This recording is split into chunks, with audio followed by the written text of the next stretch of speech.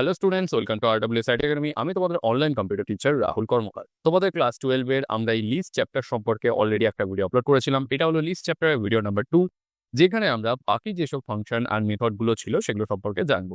আর এমন কিছু এক্সাম্পল আছে, সেই এক্সাম্পল গুলো তোমাদেরকে করে দেখাবো। আমরা লাস্ট এই কাউন্ট অবধি করেছিলাম, অর্থাৎ এতটা আমাদের কমপ্লিট হয়ে গেছিল। বাকি আর আছে শুধু এই টপিকগুলো। এক এক করে চলো দেখে নিই আমাদের যেগুলো আজকে শুরু করতে হবে। লাস্টে তোমাদের কাউন্ট যেগুলো তোমাদেরকে আমি করিয়েছিলাম, আশা করি তোমরা সেগুলো প্র্যাকটিস করেছো। যদি প্র্যাকটিস না করে থাকো, আমি তোমাদেরকে রেকমেন্ড করবো যে অবশ্যই তোমরা কিন্তু এগুলোকে প্র্যাকটিস করো। এবার সবার আগে কি আসে? ইন্ডেক্স। এখানে ইন্ডেক্সটা কিন্তু একটা মেথড, কিন্তু আমরা যখন চ্যাপ্টারটা শুরু করেছিলাম, অর্থাৎ একদম ফার্স্টের দিকে আমি তোমাদের যদি নিয়ে চলে যাই, দেখো এখানেও কিন্তু আমি ইন্ডেক্সিং করিয়েছিলাম। এই ইন্ডেক্সিং আর ইন্ডেক্স দুটো কিন্তু আলাদা জিনিস। ইন্ডেক্সিং এর মাধ্যমে কি করা হয়, আমরা যে ফরওয়ার্ড ইন্ডেক্সিং আছে বা ব্যাকওয়ার্ড ইন্ডেক্সিং আছে, তার মাধ্যমে পার্টিকুলার ইন্ডেক্সে কি ডেটা আছে সেগুলোকে আমরা উপস্থাপন করতে পারি বা জানতে পারি। কিন্তু এটা হলো একটা ইন্ডেক্স মেথড, যার মাধ্যমে আমরা পার্টিকুলার ডেটা কত নম্বর ইন্ডেক্সে আছি সেটা জানতে পারি। এবার এখান থেকে আমি কি করব, এই উদাহরণটাকে কপি করব, VS স্টুডিও কোডে আমি গিয়ে পেস্ট করে দেবো। দেখো এখানে আমার কাছে সবার আগে কিছু ডেটা রয়েছে, একটা লিস্ট বানানো রয়েছে। লিস্টের মধ্যে A B C D এরকম ভাবে স্টোর করা আছে। এইবার এই ডেটাগুলো কোন ইন্ডেক্সে আছে সেগুলোকে আমার জানতে হবে। কিভাবে জানতে হবে সেটা আমরা ইন্ডেক্স ব্যবহার করব। তাই দেখো এখানে মাই লিস্ট, আমরা জানি কোনো ধরনের মেথড ব্যবহার করার জন্য আমরা প্রথমে ভেরিয়েবলকে কল করি, তারপরে ডট দিয়ে, মানে ডট একটা পাংচুয়েটার, মেথডকে আনার জন্য ব্যবহার করতে হয়।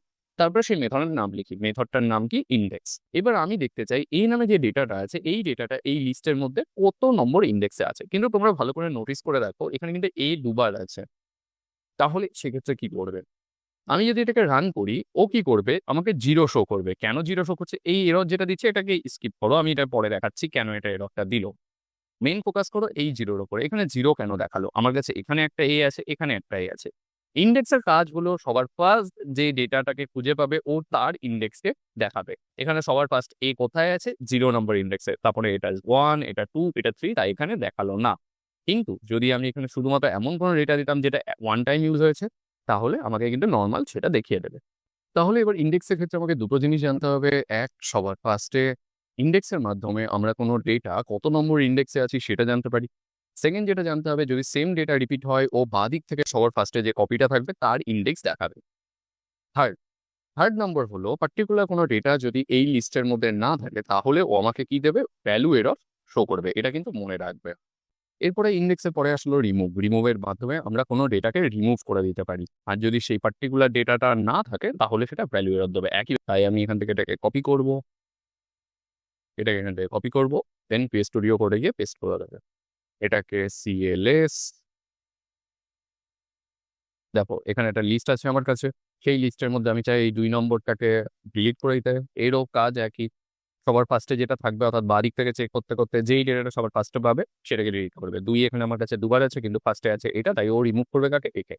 কিন্তু আমি যদি এখানে 2 এর জায়গায় 4 লিখি, 4 কিন্তু এখানে নেই, সেক্ষেত্রে আমাকে কি করবে? সেক্ষেত্রে আমাকে ভ্যালু এরর দিয়ে দেবে। সবার ফার্স্টে এটাকে শো করিয়ে দেখায় তোমাকে। দেখ, হয়ে গেছে কাজ। এইবার যদি আমি এখানে 2 এর জায়গায় 4 লিখি আর এটাকে রান করি, এখানে কিন্তু আমাকে ভ্যালু এরর শো করে দেবে। এভাবে আমরা কোনো কিছু রিমুভ করতে পারি। এরপরে আসে পপ। পপ আর রিমুভের কাজ প্রায় সিমিলার, কিন্তু পপ কি করে? সেই ডেটাটাকে একটা জায়গায় স্টোর করে, যদি তুমি তাকে কোনো ভেরিয়েবল দাও। যদি তুমি কোনো ভেরিয়েবল না দাও, তাহলেও সেটাকে রিমুভ করে দেবে। এক্সাম্পলটা কি? কপি করি, এখানে পেস্ট করি, তারপরে তোমাকে এক্সপ্লেন করছি কিভাবে করতে হয়। CLS, দেখো সবার ফার্স্টে আমি এখানে 1 দিয়েছি, 1 কে রিমুভ করতে হবে। অ্যাজ ওয়েল অ্যাজ আমি এখানে ভেরিয়েবলের মাধ্যমে কি বলেছি, এই পার্টিকুলার ভেরিয়েবলে এই 1 যেটা আছে, অর্থাৎ 1 নম্বর ইন্ডেক্সে যেটা থাকবে, এটা কিন্তু ইন্ডেক্স নাম্বার।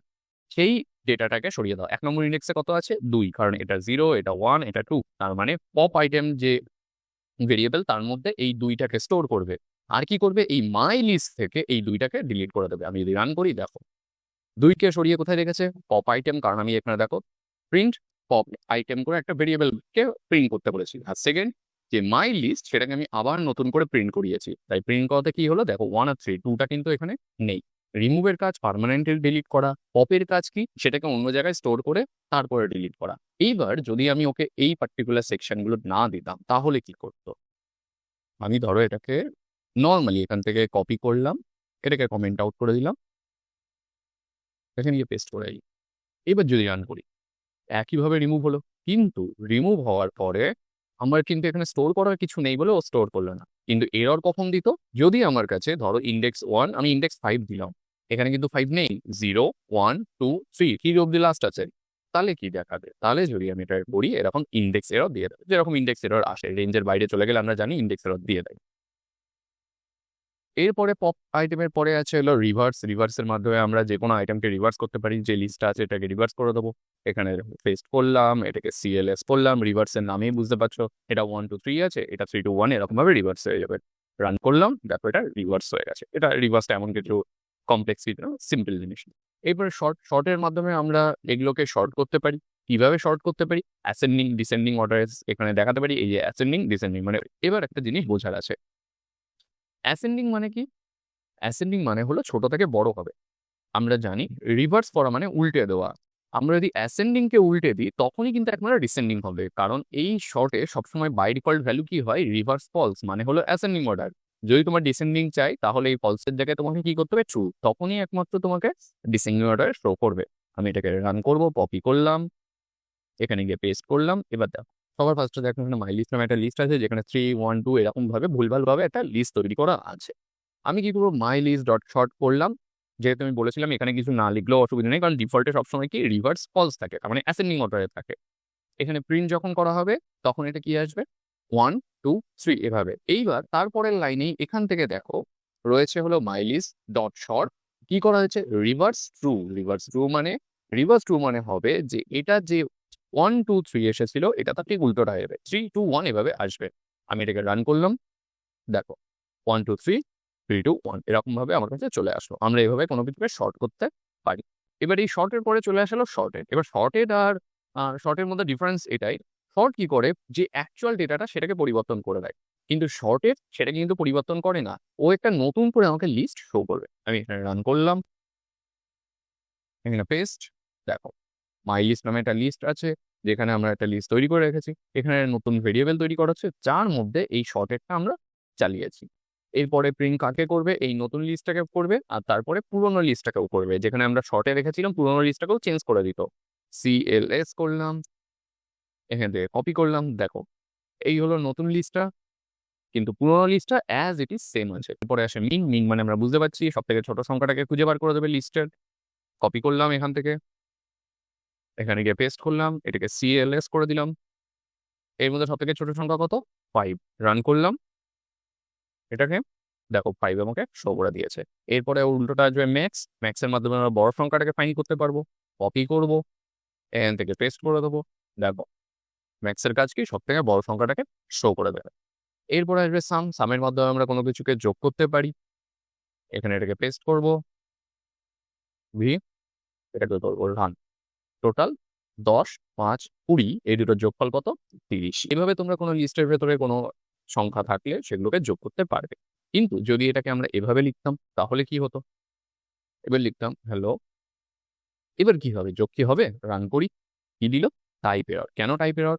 কারণ এখানে কিন্তু এই ডেটা রয়েছে। তো এই গেল তোমার এই লিস্টের সমস্ত ধরনের মেথড আর ফাংশন যেগুলোকে তোমরা প্র্যাকটিস করো। প্র্যাকটিস করে তোমরা ভালো করে বুঝতে পারবে কিভাবে কি করতে হয়। যদি কোনো ধরনের ডাউট থাকে সেটা অবশ্যই কমেন্ট সেকশনে জানাবে। পরের 3 নম্বর ভিডিওতে বাকি যে প্র্যাকটিস সেটগুলো আছে সেগুলো সম্পর্কে আমি তোমাদেরকে করিয়ে দেবো। তাহলে এই লিস্ট যে চ্যাপ্টারটা এটা পুরো কমপ্লিট হয়ে যাবে। তো আজকের ভিডিওটাই অবধি, দেখা হবে পরের ভিডিওতে নতুন টপিকের সঙ্গে।